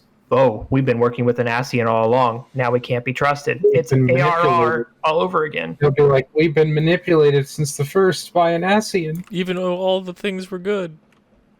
And people No. think that we're all buddy-buddy still with them. Well, things Mhm. can change on a dime. Yeah. So, obviously, Gaius is here. I put the quote in the chat. It's really interesting to me because, I mean, I'll just read it now that I'm speaking, but Gaius Fenbelsar sought to conquer Eorzea and bring its nations under the imperial yoke. It was for this reason that he bitterly opposed the Meteor Project as proposed by his fellow legatus Neil Van Darnus, who would rather see the entirety of the realm burn. I find it interesting that we kind of encounter Nail in the shadows while the Legion is just outside, even in 1.0, and I didn't unfortunately play all of the story, but they don't seem to be operating in sync with each other, and this is probably why. We see the same thing with Black Rose as well. Correct. Get that out of my yard, says Gaius. Yeah, basically. I mean, it's it's kind of stupid if you want to conquer a land that you're not going. It's like, what do you want to be, ruler of the ashes? Correct. You know? Oh, you just triggered a thought. Ayumi, Final Fantasy VI, high five. High five. Who will be left to There will be no one left to worship us. I'm telling you, let's Final Fantasy 6 and 4 and 8 just all put in a pot together. That's Endwalker. Yep. Maybe even a sprinkling of 13. And Oh, maybe for sure. even 13 in there. Throw it in there. And some Maybe? 9. Yeah. Maybe? Okay. Simmerate in that ever-present garnish of tactics in 12. Oh, it's glorious. Can we just celebrate this franchise for a moment? Yes. They're making it all one game. It's like a rejoining of worlds. And then maybe like I see what you did there. Thematically appropriate. Noctis will bring all his buddies next time in their car. No, please never come back. No, come back tomorrow. I cannot handle how many muscle cars were rolling across Eureka Animos. They No. were useful Let's not- taxis. It was like 50. The whole player base. At least half of them were There was riding the a parking cars. lot in Rogers. It Okay. was awful. All right, real talk though. Real talk. I love the regalia for one reason. When I first got to Amarok, I thought to myself, you know what this city needs? I need to be driving around in a car. That maybe So it was I went foresight. to the Maybe they car thought show. this will fit later. Just wait. Whipped that car out, and I just felt like I was in downtown New York all over again. That's awesome. Insane. We know Oh, what this God. place needs. We need a car show. So Can can we you hop just- ahead? Yes. Yes, to Regula. Oh boy. Man. Please. Because he's awesome. Regula deserved better than he got with these weapon quests, and I am very, Absolutely. very bummed by it. Please respect regular Van Hydrus. Yeah, He didn't deserve to be a amazing. single-player water mech fight. Sorry. Sorry. But he was the only time we got to really fly the G Warrior, which was awesome. That is true. That is true. There must be balance in such things.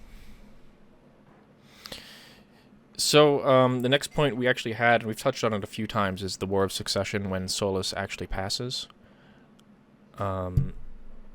I feel this directly created an opportunity for our side of the fight to strike back where it really didn't exist before. This civil war puts the whole empire in disarray for long enough for us to exploit quite a lot, and it's really responsible for us even having a shot during Stormblood.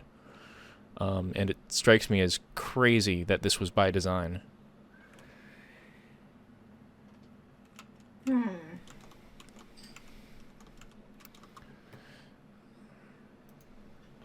Back to Hydrus, Yes, because please. we only talked about him for just a second. Take it.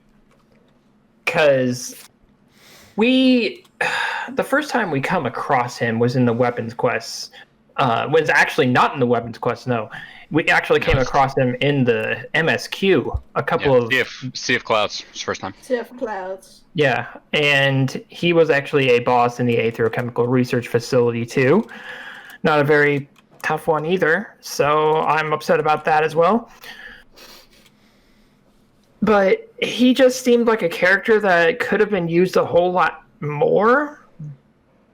And the fact that he, in the weapons quest, at the very end towards Zervin, kind of became more sympathetic and became actually, wanting to help us a little bit more. The weapons. Yeah, in the Warring Tribe. He was more than happy to find common cause, against a common enemy. Yeah. The Warring Triad, yeah. My son. Yeah, But- he struck me as someone who very much, ate, slept, breathed the party line. And when he came into a situation where he could not reconcile that, he made adjustments where he needed to. I mean, it's him who actually suggests the science. We should team up because this is a big trouble. I mean, both the science he actually gives the reasoning, but the science and the Garlean Empire want the icons to be destroyed. So why not team up? Yeah, You know, exactly. essentially, this technology can't serve our purposes. You have the Echo. Let's rock it. So it actually I still think he could have been used more than he's used, but this in Heavensward, we're speaking Heavensward. This was actually setting the precedent to say, hey, we're not that different from the Guardians. The biggest difference being which side of the freedom agency clicked we're on. Yeah. Don't get me started on the whole freedom shit show of Stormlord. I'm just... There was a lot of good which- in there, but the presentation wasn't to everyone's liking.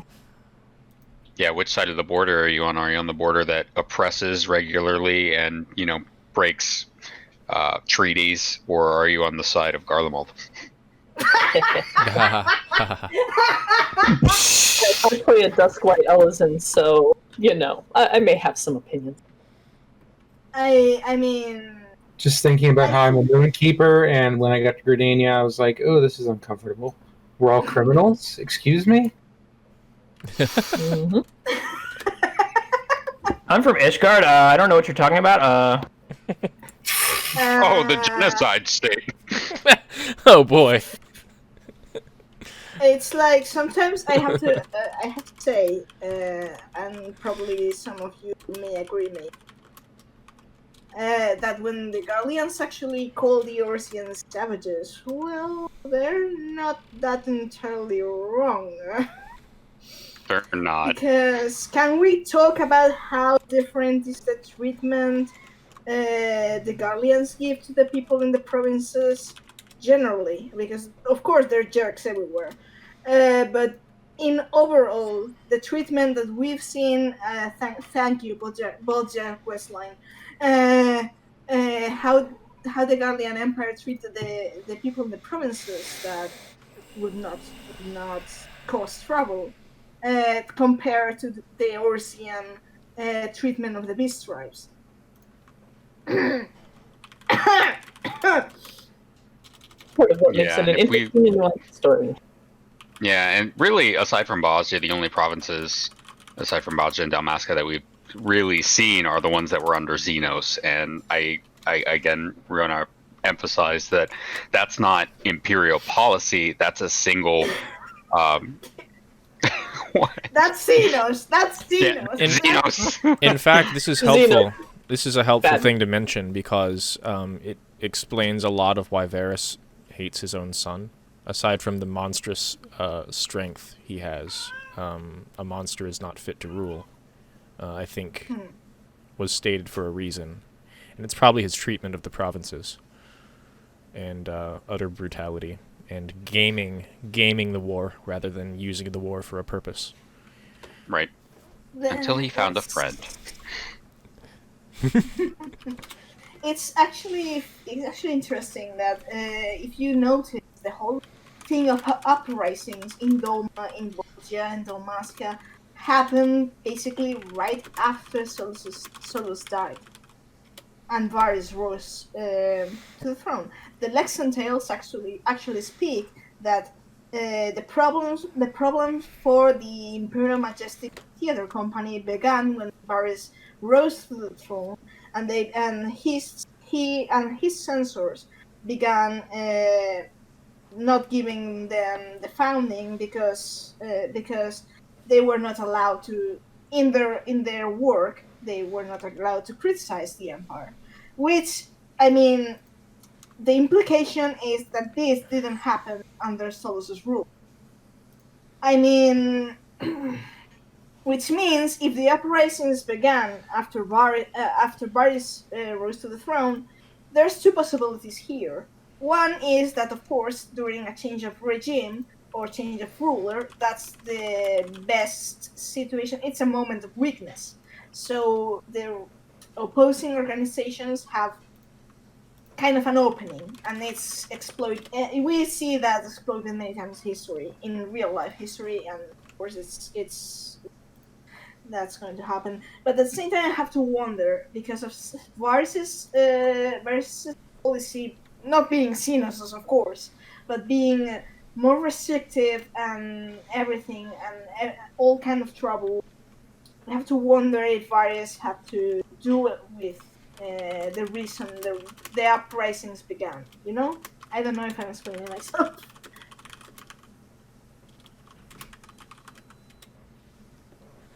I wonder if we're going to get more context for the Civil War when we meet Nerva and maybe other members of the Galvus family, or even just more Garleans in general. Like when we go to Garlemald, we're going to presumably find survivors of what happened with Fandaniel and Xenos blowing up the capital, and we're going to be interacting with them not as enemies, but as potential allies, or at least just people in need of help who we can then talk to, interact with, and get to know them, convince them that we're not savages, we're here to help them, etc., etc. Right. I've always thought that when we do go to Garlemald, it's not going to be as an invasion force. It's going to be to humanize them. It's going to be to humanize the Garleans more in the way that like Maxima kind of did in miniature, for example. One point I do want to bring up is during the Shadowbringers keynotes, when they were talking about, oh, we're finally going to take on the Garlean Empire, and everyone was excited because they thought they were going to be going to Garlemald. I would argue that in Shadowbringers, we effectively destroyed the Garlean Empire by killing Hades. I think you're correct. Kind of, yes. We don't know all those things yet. We're just hoping. Well, symbolically, yes, because he was in his, he appeared to us in his Emperor Soul's regalia. It's kind of like taking. It's like kind of like destroying the Emperor, but you know that he wore many masks. It's just how it's. Well, that's sorry for another moment, but it's actually a rather interesting point. Yeah. So let's talk a little bit about the future of what happened in the 8th Umber Calamity and what happened to Garlemald after they unleashed Black Rose, which was that they could not control the wind. Basically, weather patterns. 8th Underworld Calamity is canon. It did happen, but it's in a different timeline. It's still really important to discuss because of the facts of how it acts and what it did. I don't know if you guys ended up agreeing with my take on it, but it creates an astral stasis that doesn't transform you. It just kind of auto-deaths you. And it seems to travel with the winds. So it's essentially poison gas, but on an etherological level, and doesn't seem to have a real chance of being stopped by anything. It's sort of a force of nature once unleashed. In fact, the technology is a force of nature, technically, but as a metaphor as well. I would say that it's almost akin to Sin Eaters, but instead of transforming you like you were saying, it infuses your ether with light and just stops everything. So instead of it being something visible, it's particulate, very small. The particles of the poison gas are actually charged with the ether, and so that's all it really needs.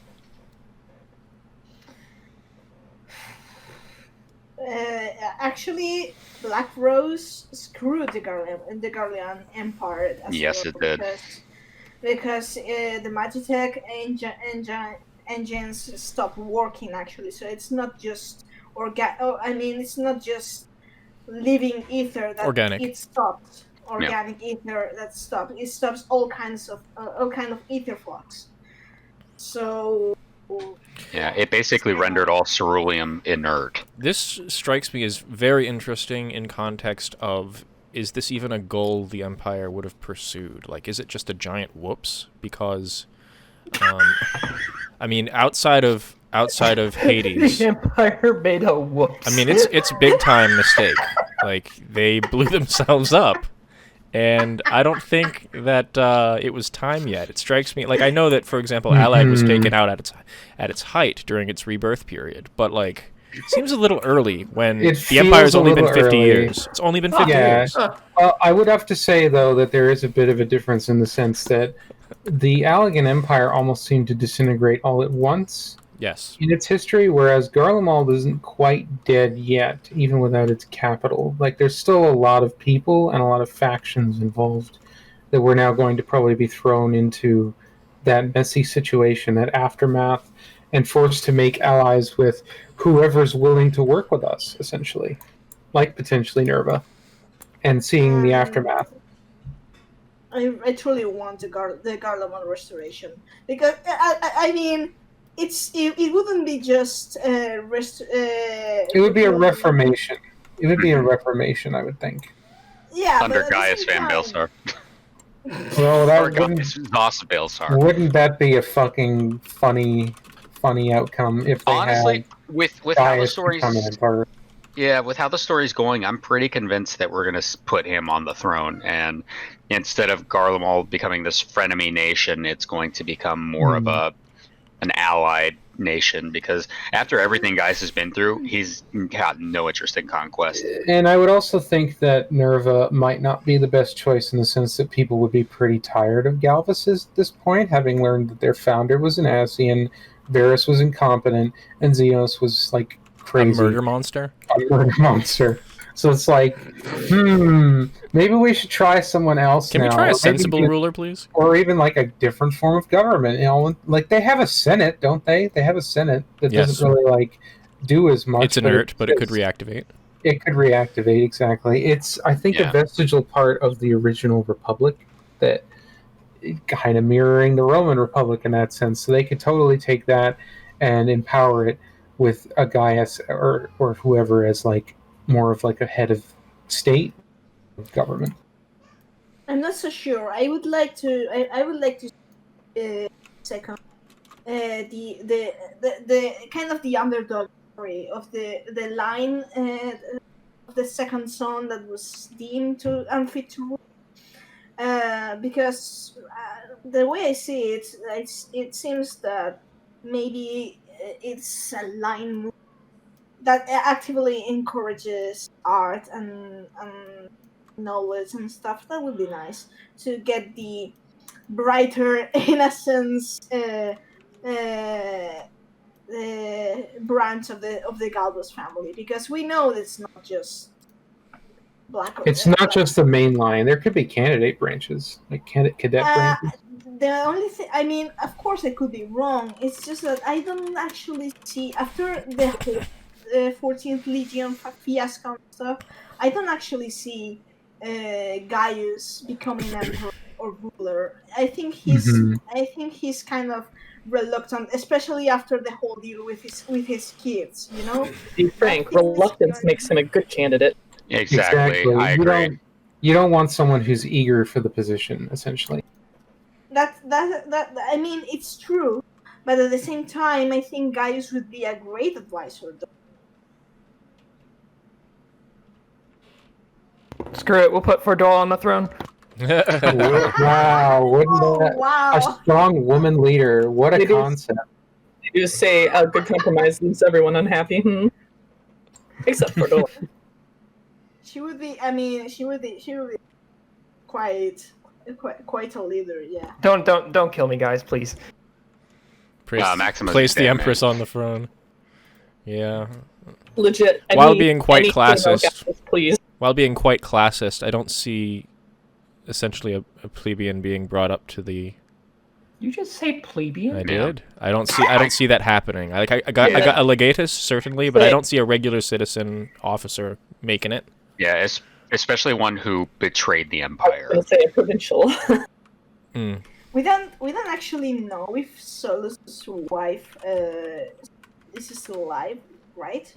We only know he had one because he had kids. Well, yeah. Well, Information on the females in the royal family, please, Square Enix. Give us even like the name of Solus's wife, for example, Yeah. who had kids with him. Mm-hmm. That would be actually. You can do go to in and Walker, and then we have Hades is in some form, and one option is to ask him about his married life, and it's like, ask him, can you please not talk?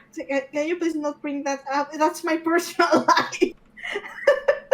I'm gonna ask Hades so many questions about that shit. When he comes back, rather. He's coming back. Just be like, hey, I want to know more about life as Garlean Emperor founder person, please. Mm-hmm. Can you actually give me the insight about how it would like to be a father or a husband? And he just to mess around with him, and like. Do you have any familial advice? How do you get your third eye? Is it drawn on there? Are you still married? Are you eligible? Are you a single Pringle? I'm just imagining the situation. I mean, because he said that he's lived many lives and he's sired children and stuff. Yeah. Can you imagine Thancred asking Hades about anything, dating or parental advice? Is like, oh no. Hey, yo, Emmett, can I get those digits? That's funny. I mean, they kind of spill the tea with Hades, but I'm just kind of wondering what the myriad situations that having him around could trigger, you know? Like, we walk into Garlemald and he potentially is with us, and we get to see like paintings of him on the wall at various points in time in his life, and being like, hey, so what was it like when you were unimpressed? This? He's like, how very disappointing. I was gonna say, yeah, he's just unimpressed. I don't know. I would be a bit curious about if seeing Garlemald destroyed, razed to the ground, would actually have an impact on him. Like, hey, this has been part of my life. This is Emirat all over again. God damn it. Yeah, man. He would be definitely reliving some PTSD in that sense. With Ishikawa writing too, you know it's gonna hit hard. I hope I get a chance to comfort him. Like, holy shit. Yeah, everything you work for. Very, very difficult to go through. And like, beyond that, the context of also, like, we're going to probably be with Gaius and Maxima and other Garlean characters who are reacting to that. Like, they're going to get to see their whole world turned upside down. And Gaius was just there. Yeah, they were just there. He was just there. And then Estinian, too. Like, he's going to be, like, pretty shocked, too. Well, he apologized even for making comments, and Gaius conceded Yeah, that we're inviting him to the Empire's, like, palace, so I probably shouldn't bitch that we're killing Imperials. But then he's like, and then seriously. 5 seconds later, he's like, you're Radiance. He wants to save the Emperor's life. He does. His still loyalty a is to the Empire. He is a patriot, for sure. Yeah. Oh, yeah. And no better ruler than a patriot. Even knowing that Ascians founded the Empire, he still cares about it and He cares about the people, not... Yeah. Yeah. That exactly, and that is why I think he would be a good ruler. I think all of the Guardians we've met in country. I mean, Sid loves Garlemald. It's just that he didn't agree with the policy, and that's the way he lived. But he loves his country. The Lexentales too. Maxima, the Popularis, they all want. There are plenty of good people. They all want to genuinely make Garlemald. They're proud of their country. They just don't agree with the methods, and I think that's important, because that's just, in the end, it's like it could have been the other way. What if the Warrior of Light fought for Garlemald? Who would be the bad guys, you know? On this subject, and we do have to wrap soon, we're at time. We had a few more things to discuss, but 5.5 is coming right up, and we're going to have another excellent episode next week. But specifically on the possible ramifications of the Empire's collapse, which we see in the trailer, I find it intriguing. It's a thing I've been wondering for a while, which is, provided the Empire isn't completely destroyed, and provided that people like Gaius are there in the capital, is it possible that emet-selch's dialogue about the virtues of our squad, being able to not only conquer a city but then immediately bring them on our team, might come into play? Like, love it or hate it, our plotline in Shadowbringers involves taking on Yulmore and immediately convincing them that there's a better path, rather than having to constantly fight them in this revolutionary struggle. So that's why exactly he came to give us his little lesson. He gave us a mega head pat. Because we conquered Yulmore we entered Yulmore, we beat the shit out of everyone, we deposed both three, and we brought their whole life upside down. Just like we did in Ishgard a little bit. Ishgard and Alamigo and Doma. Yeah. Very consistent. Yeah, so in fact, part of why it worked so quickly with Yulmore was because they were being, in some ways, controlled. Yeah, in some ways. Looks at the although it wasn't complete control, and that was a point that Alfino made in quite stringent there terms. may be some true believers among them, but the majority seem to be in his thrall. Yeah. Influenced is perhaps a better word, yes. I wonder what Ranjit was. I imagine he was more of like a true believer. Ranjit dealt with several unending wars where his orphan daughter kept dying, and he probably was just over it. I love the resolution of Ranjit. He's not the strongest character, certainly, but it's helpful to kind of understand that, again, it's almost like there are no villains here. Yeah, he works well enough as a foil to Thancred in that sense. It's the two dads. Yeah. He was very much a result of despair. And where a lot of people might have just given up, he gave up in the sense that he wanted to stop fighting. Because he was just so tired of watching Minfilia die. Basically, I think Ranjit was simply... He wanted to stop fighting because he wanted his surrogate daughter to live. Right. Because all the issue was those Minfilias that had been under his wing and his charge, that he trained and he raised, they all died, and he had to see it time and again and again and again. And Thancred, of course, is a young idealist man. Yeah, he's 32. He's young. What is his canon age in the lore book? I forget. Is it 32 or? 32, I think. Okay, so 32 plus 5. Guys, I'm 37 in a month. So if you need a Thancred, he's right here. Are you a gunbreaker? I do have an 80. Good stuff. Very youngin'. Same.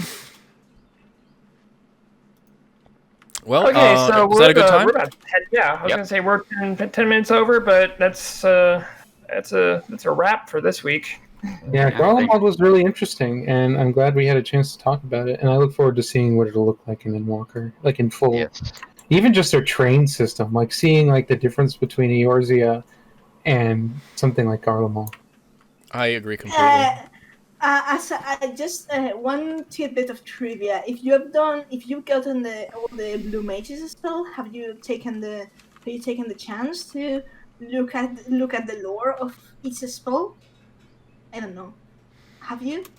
Because for you know that there's one spell that blue mages can learn from the Phantom Train.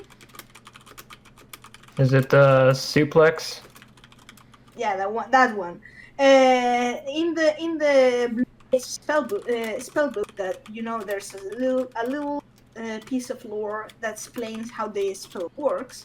For that one, for the Phantom Train, the spell, I think it's the Saintly Beam. I don't actually. It says that there's a legend in Garlemald, perhaps because of their familiarity with machinery and technology. There's a legend in Garlemald about a train that transports the souls of the dead, and I found that kind of adorable because.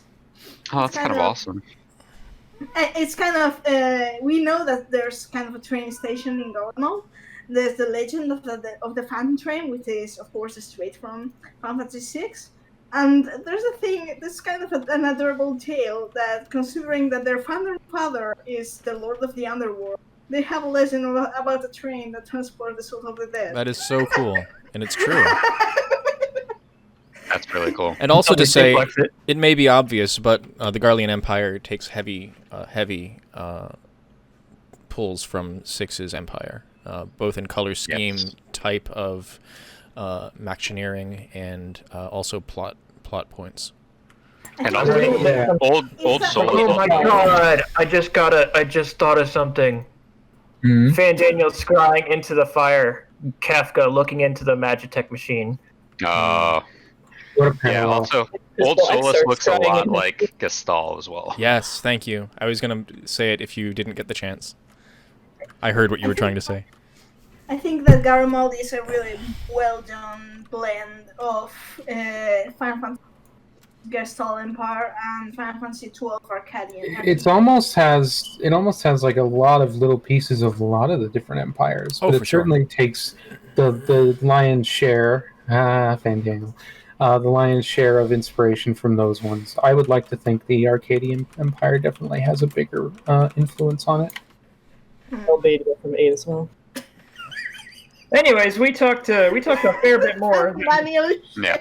All right, we're closing up shop, guys. It's been an absolute wonderful week session. Thank you for coming. Can we still sing the Guardian Empire? If you want, you can have the final word, Shadow Meow. Oh my god. No. Oh, there's the shyness. There it is. There it is. All right. Thank you all. It's been a pleasure. We'll see you next week. Take care, guys. Thank you, everybody. Take care, everybody. Be safe. Yes. Sing it. Beyond majestic mountains. Oh, I'm so sorry. Across the I'm still recording this, though, so maybe we can add it to clips. For glory, Garlemald. I was. You broke her. I'll give it a go. I don't know the Let's words. skip to the end.